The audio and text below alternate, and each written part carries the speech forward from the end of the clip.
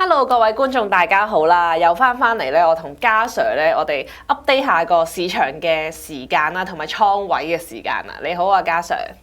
Hello，大家好。係咁啊，上集啦，我哋個收市好似幾好喎，似乎大家都開始咧覺得有啲地基股都幾唔錯。咁我哋一陣間都會 update 下啦，新鴻基啦，同埋1299嗰邊，嘉 Sir 會唔會有啲新嘅睇法？咁但係咧，我想咧今個禮拜咧傾下個恒生指數先嘅，因為咧禮拜一嘅時候啦，咁啊恒指突然之間都跌得幾兇險下，朝頭早啊或者晏晝嗰啲時間。咁但係咧，嘉 Sir 反而 WhatsApp 我同我講話，其實依家可以進攻喎，因為你都覺得會彈啦，會見到個底啦。就問問嘉 Sir 你嗰個睇法係點樣，同我哋觀眾都分享一下先。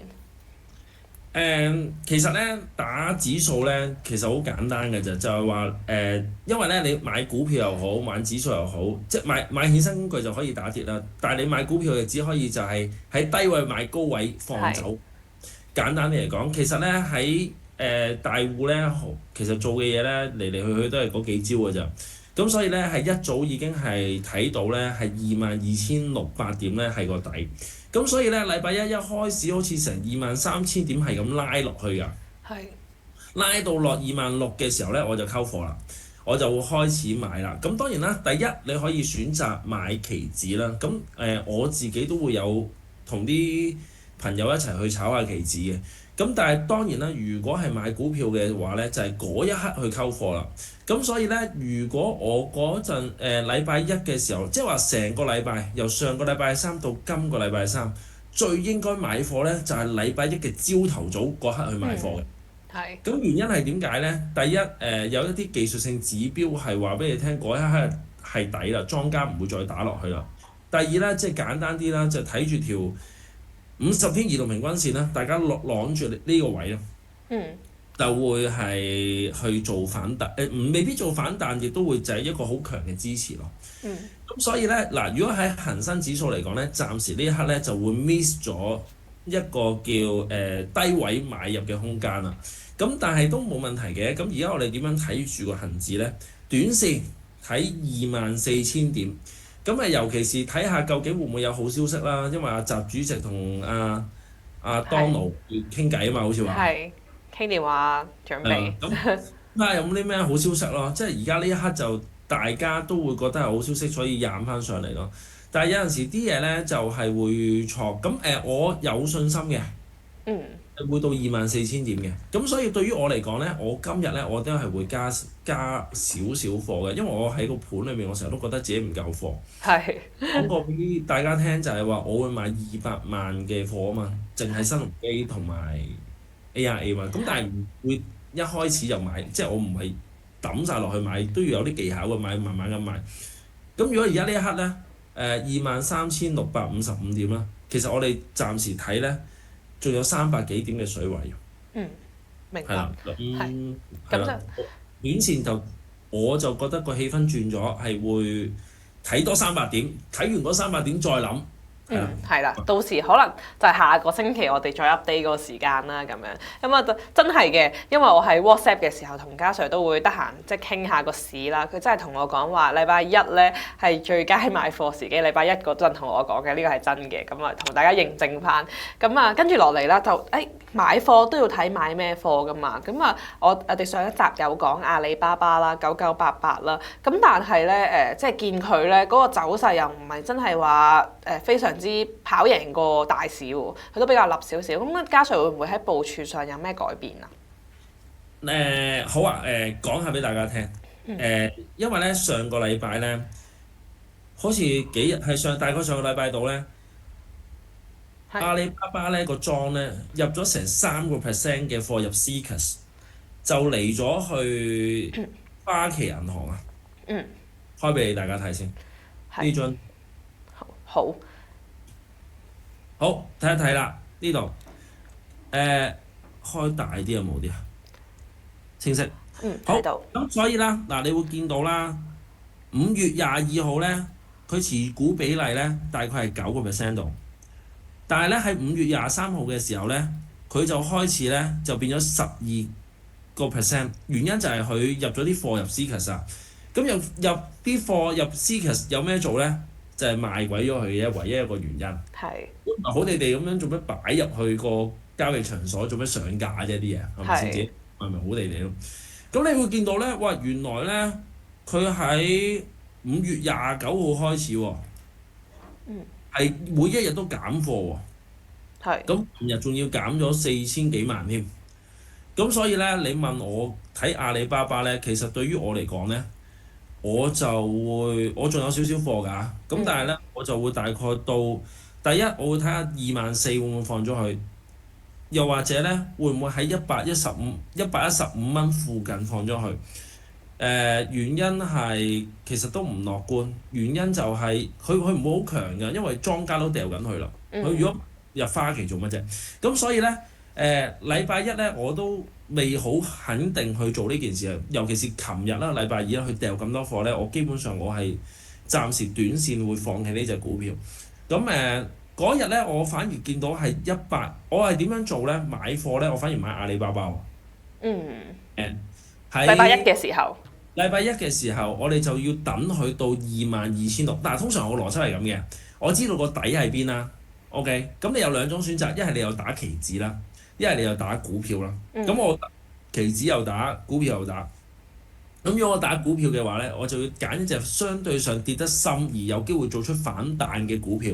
咁我覺得咧，阿里巴巴係跌得深咗嘅嗰一刻，就你諗下133蚊落到嚟110蚊，就大概冇咗20%，係嘛？差唔多啦。係咯，大概冇咗20%。咁嗰刻我就會做一個少少嘅反彈啦。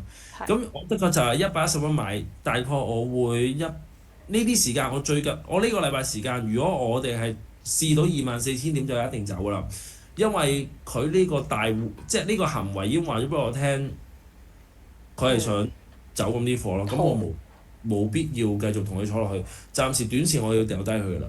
OK，即係星期一嘅時候咧，嘉 Sir 就揀咗阿里巴巴嚟做一個短期搏反彈嘅一個部署啦。咁但係當個恆指彈到差唔多嘅時候咧，即係嘉 Sir 又見到會大戶係搏一齊散貨嘅，咁所以佢就會跟住一齊走啦，即係走翻啲阿里巴巴嘅貨咁樣。咁啊，到時睇下會唔會個港股又跌翻落去嘅時候，你先會再考慮攞翻阿里巴巴嚟再搏反彈啦，係咪啊？到時再睇。到時要睇下花旗銀行嗰度賣晒啲貨未？係，睇佢停股未咯？佢應該日日，即係如果你有機會嘅話，我經附圖睇嘅，你就會睇到佢日日咁樣掉貨㗎啦。每一日掉緊貨嘅時候，我都唔會接咯。係，OK，明白。係，咁啊，我知道科技股咧，即係都係嘉 Sir 攞嚟做短線操作嘅選擇啦。咁可唔可以都講埋之前都有睇過下嘅美團咧？好啊。好，咁3690係。嗱，美團我哋好慘嘅，我自己又好慘嘅。其實咧嗰日咧呢一支竹咧122蚊做反彈嗰下咧，其實我應該要攞大啲信心去跟入去啊。尤其是一樣嘢咧，你會留意到咧北水咧，雖然個股價好殘，但係其實過往呢段時間咧北水不斷咁樣入。咁如果入到北水，琴日都係入緊嘅時候咧，其實反而如果短線裡面咧，如果打一啲叫高速度啲嘅股票咧，係美團會着數過買阿里巴巴。但係個技術指標就係起碼會唔會個股價企翻上150蚊先？係。咁我都係要等緊呢個位。咁我仲有好少嘅美團，咁而啲美團咧我都唔會，即係我又唔會特登放咯，因為我大概都係140零蚊，你當呢啲時間呢啲喎，冇乜贏輸我有去擺喺度。咁而好硬淨嘅一樣嘢，你會見到佢120蚊咧就會出支持咯。咁所以咧，如果我哋做美團嘅話咧，如果出到150，但係唔係一個最好入市嘅時間嚟㗎，而家呢刻唔係一個當炒嘅時間嚟。當炒嘅時間就係因為我哋要睇晒信號，即係話起碼我哋要出黃金交叉，股價企喺10天線上面啊，MACD 有強啦。咁而家呢張圖就全部都唔係，所以就上翻150蚊而出咗啲技術指標嘅時候，我哋先會再加美團咯。OK，明白啦。咁就因為暫時仲 keep 緊嘅就係都係嗰句，就係睇個大市升咧，咁有機會呢啲重磅少少嘅恒指成分股都會跟升啦，係咪？係咪都係呢個邏輯咧？一定係嘅，一定係嘅。佢可能會做得好過恒指添，最近。係冇錯，咁所以就暫時都 keep 住少量嘅美團先，咁但係大家就唔好喺呢個位置嗰度追入啊，或者係加注就會好啲啦，咁樣。咁另外咧要講啲地基股啦，終於到咁啊1299啦，咁呢隻我哋就睇長線少少嘅，咁喺呢個情況下咧有冇加啊？咁加上嚟？我係今日加咗，今日加咗。原因係點解？嗱，我上次同大家講過，我自己買咗大概8000零股啦。係。咁實質嚟講咧，你見到佢除淨完之後咧，個股價都係不斷向上嘅喎。即係話，如果佢今次除淨係大概1.3度啊嘛，如果佢未除淨之前，我哋之前睇個股價咧，如果66蚊加1.3，即係67.3咯。係。咁而家都係強緊嘅喎，好強嘅喎。咁而我哋要留意一樣嘢咧，其實由頭到尾話 AIA 咧，我哋都要有陣時去買股票睇下啲莊家做啲咩啊嘛。AIA 咧係公布業績之後咧，佢話公布佢自己咧係會再買100億嘅回購啊嘛。係。咁嗱，大家可以睇下呢樣嘢。咁啲新聞都睇到嘅。其實咧，你會見到咧喺5月28號之前咧。你會見到咧，其實佢除淨之前咧，佢就買得好少嘅，2000零萬、2000零萬。係。咁25號又買2000零萬啦。咁如果你有機會做少少 research，自己睇下啦。係。咁咧一除淨完之後咧，你見佢發咗癲咁買喎。嗱，譬如加速喎佢。加速。咁譬如琴日6月3號啦，買咗4億嘅股票，平價錢咧66.5毫半至67.6毫半。咁前6月2號啦，佢又買咗3億嘅股票，咁64至65蚊。係。咁尤其呢度啦，800萬股啦，我哋撳入去睇下啦。咁佢就大概平均價錢65蚊至60.7。咁其實咧自從28號之後咧，除淨之後咧又買咗，每日都接近4-5億嘅成交喎。係。咁佢100億裏面咧，佢大概買咗20億。咁如果我咁樣，我見到佢咁樣去加速，係咁喺呢個價錢度買嘅話咧，咁我又跟少少咯。係。係咯，我純粹就係覺得你都係咁樣加速去做嘅話，咁我哋咪做咯。因為咧正常係講啦，收購緊咧好少大升嘅回購㗎。係。回購完之後咧，佢做好晒個盤咧，佢就會係開始行升落。好合理。個邏輯就係咁咯，因為莊家譬如係莊家都好啦，都係想喺平貨嘅時候買啊嘛。我成日好深刻嘅例子啊，記唔記得騰訊咧曾經去到190蚊至200蚊嘅時候？係。但係呢日子啊，哇！嗰陣時騰訊公司就日日喺度回購，日回購，跟住咧又講緊咧南非大股東啊掉走佢啊，唔要佢啊，好多消息。但係咧呢個叫騰訊咧自己接翻晒嘅喎。係。咁而家睇翻個結局就係大概2-3年後啦，騰訊咪500蚊咯。咁所以咧，如果我哋60蚊買咧，嗱60零蚊買咧，我自己會睇咧，我會睇翻上100蚊嘅喎。係。等等，我點解咧？睇住呢度，因為咧佢個價錢歷史高位，我哋睇一睇啊，睇翻張1年圖，甚至係3年圖。歷史高位大概90零蚊啦。睇高少少5年，好啦，呢度105蚊都有啦。係。咁我一直行緊一個下跌趨勢啦，然後做一個雙底啦，會唔會開始行翻一個上升浪呢？如果有機會咧，頂得穿75蚊，企翻上80零蚊呢度咧，咁我哋試翻90零蚊。第一關，如果企得上80零蚊就好舒服㗎啦。咁我哋都可以繼續持有，試上90蚊。再試上100蚊，如果破頂嘅話，會唔會行破咗105蚊？會唔會今次行翻140蚊呢啲位？咁其實根本就係 potential。如果我哋今日睇60零蚊，好似好貴咁嘛，因為我50零蚊買啊嘛。係。咁但係如果我哋將來有機會行到100蚊，其實50零蚊同60零蚊唔會好大分別嘅啫喎。咁所以我係對呢件事係有信心同有前景，所以我不斷咁加嘅。咁而家就等緊會唔會個大市好咗，然後行一個上升浪。第一個位會企得穩喺80蚊樓上，然後嘗試挑戰95蚊，穿咗嘅再試第二關105蚊。如果企得穩喺呢啲區間嘅話，咁我哋就即係話，如果60蚊就大概，如果去到120蚊啦，你當係咁啦，咁我就會有1倍嘅回報咯。而呢一刻係大注嘅喎。嗯，明白。係啊，對於我嚟講係好重要㗎，即係係因為我個倉你當我100蚊啦，我50蚊都係買 AIA 嘅，其他嗰啲美團啊、阿里巴巴我都係玩為主啊。都係短線少少嘅操作，即係而家都跟緊個莊嘅節奏去睇下會唔會即係喺呢啲都叫尚算抵買嘅位置度盡量儲多啲貨啦。加上嘅邏輯係咁樣。佢大概呢幾年咧個莊咧大概好似咧數到係幾百億至1000億。買咗啊？你話定係？係啊係啊，回購回購咗2、3年㗎啦。係。咁啊回購完上一轉咧，好似2月回購完㗎啦。嗯。突然間公佈業績之後又話要回購喎。係。咁所以就咁冇問題，你回購我就買下嘢咯咁。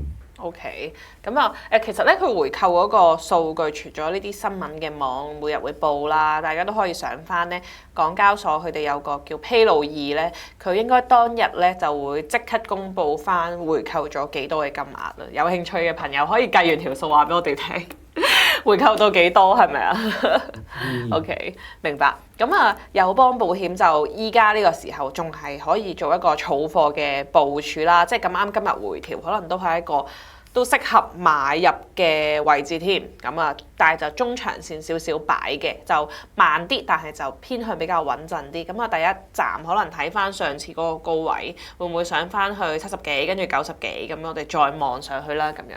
好，咁另外一隻地基股咧，你就預佢為有機會係下一隻嘅友邦啊嘛，16號新鴻基。咁啊，新鴻基琴日啦，升勢 OK 嘅情況之下，今日又有翻回調落嚟。咁呢一隻你又會唔會選擇喺比較相對唔係太貴嘅位置度再加咧？嗱，其實咧對於我嚟講咧，我對新鴻基咧係好有信心嘅。係。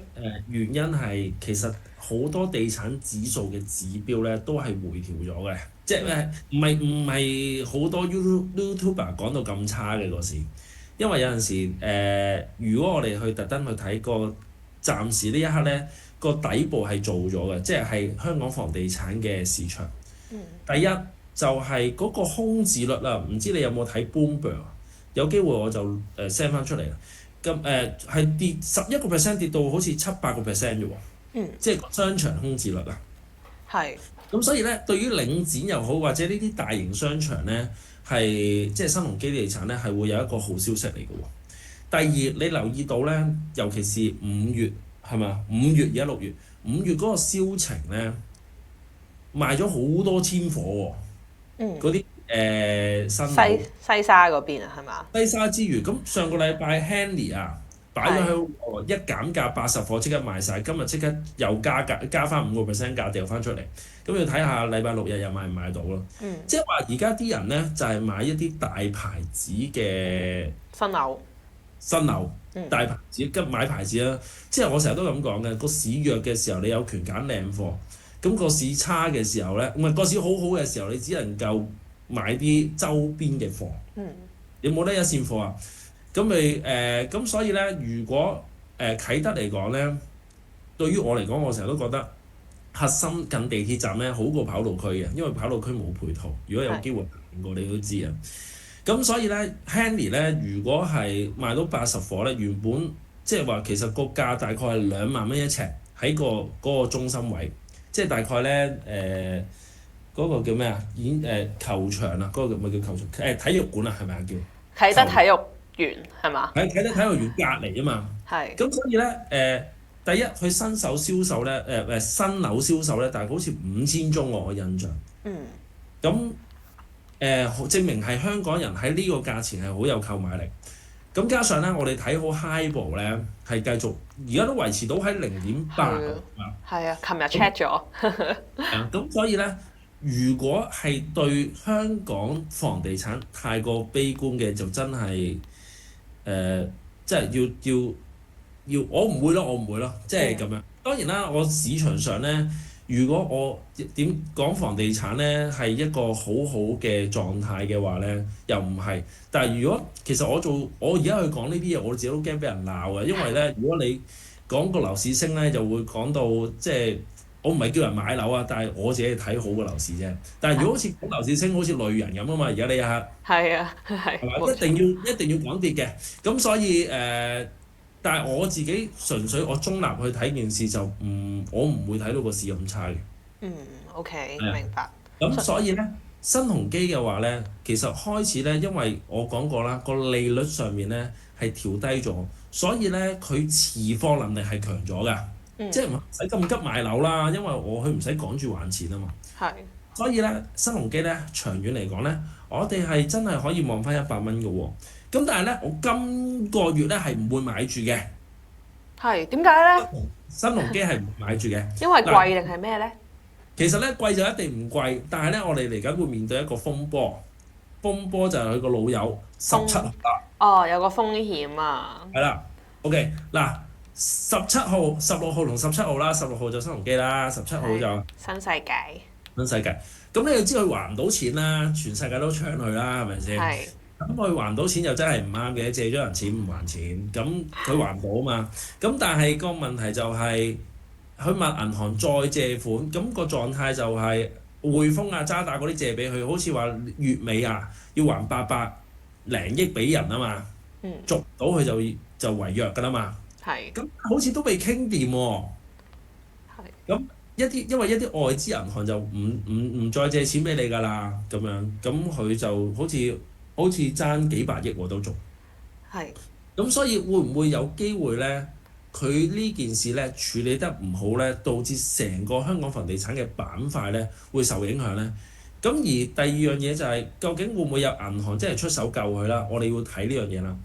銀行唔手救佢，究竟政府會唔會救佢啦？OK，因為你睇一樣嘢就係、其實有機會嘅喎，我覺得國泰政府都救啦，係咪？嗰陣時國泰政府都救過一次啦。咁救國泰爆煲大鑊啲啦，定係新世界爆煲大鑊啲咧？咁要交俾大家去諗啦。咁我個人就覺得，如果新世界爆煲好似大鑊啲，係嘛？咁係啱啱會好翻少少個房地產又整單咁嘅嘢。咁所以咧，究竟政府會唔會救佢咧？呢個亦都係一個考慮因素。但係我哋呢啲係平民嚟嘅啫嘛。咁個狀態就係會唔會等佢過晒啲關鍵日子先？還咗債先。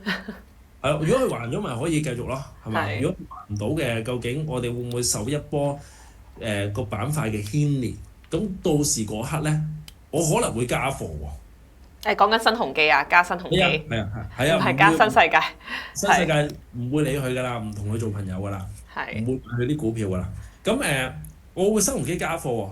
嗱，點解咁樣講咧？嗱，如果我哋咧有頭先同 Kimi 傾過啦，就係話。大陸咧個房地產咧，譬如恒大咁樣唔夠咧，係會累到其他房地產公司都會爆，即係拖累下跌㗎嘛。有印象係咁啦。咁但係我覺得香港唔同嘅，點解咁樣講咧？嗱，上次咧恒大咧就大到不能倒啊嘛，講緊呢樣嘢啊嘛。點知阿爺就真係唔夠。咁唔夠嘅時候咧，個問題就係其他內房股都好驚啦，因為佢負債比率太高咧，佢就要爆煲啦。因為恒大都唔夠你，唔使旨意諗住救你，就係咁嘅意思。但係咧，香港就唔同啦。如果我假設新世界係爆煲嘅話，但係其他嗰啲叫地產公司相對財務係好少少嘅話，其實好消息嘅係少咗一個競爭對手喎。咁所以會唔會令到個市場會即係會唔會令到即係個生態又唔同咧？咁所以咧，如果我哋有機會面臨一個新世界嘅風波，然後令到呢個行業個板塊跌低，嗰一刻嘅時候，我有冇機會去買入咧？因為我係睇個大市房地產係看好噶嘛，暫時呢刻我係睇向好噶嘛，同埋我睇新鴻基嗰個實力都係喺度啊嘛，所以我會過埋新世界嘅風波之後，會再考慮買入。就係乜？明白，咁但係當然啦，如果新世界我都唔想嘅，有乜嘢三長兩短嘅話咧，可能短期個板塊都會受到少少嘅牽連。咁但係大家就可以睇下事態發展啦，會唔會係反而有啲競爭對手就穩定翻個落嚟啦，個股價再考慮買入咁樣。咁我哋都會 keep 住 update 你新鴻基啊或者新世界呢啲嘅板塊嘅同嘉 Sir。好，咁啊今日我哋差唔多啦，都 update 咗我哋嘅倉位同埋即係短期上恒生指數即係嘉 Sir 嘅睇法啦，咁美股唔特別講咧，係因為我哋前兩集我記得嘉 Sir 都有講話都會睇翻好 Nvidia，咁 Nvidia 都升咗啦，近排個走勢都 OK，咁但係就都未有咩特別嘅即係港股暫時都係比較好炒啲啦，我估，所以就未有特別話想有啲乜嘢新嘅同大家再 update 啦，即係啦，咁就。好啦，咁就指數我知你即係美股嗰邊每日都有其他嘅直播去講噶啦，咁我哋呢度唔多講啦，咁樣好，咁啊唔該晒嘉 Sir 幫我哋做咗咁多嘅分析啦，我哋都繼續密切留意下你嘅倉位啊吓，咁啊多謝晒大家。咁另外咧如果大家有咩留言即係可能樓市偏淡嘅，想鬧嘉 Sir 嘅話咧，我就唔關我事嘅，大家留言自己講啦，咁樣好啊，好搞笑，好純粹分享自己係講下笑就我都係啊，唔好鬧啊，唔好鬧啦，係我幫你頂住先咁樣。多謝。好，咁啊好啦，有啲乜嘢嘅其他嘅問題啦，個別上嘅嘢咧都可以留言話俾我哋知。咁記住撳翻個 like 啦，同埋訂閱我哋 channel，撳埋鐘仔咧就唔會錯過每一條片啦。咁我哋下一集再同大家見面，多謝各位觀眾，多謝嘉 Sir，拜拜。多謝，拜拜。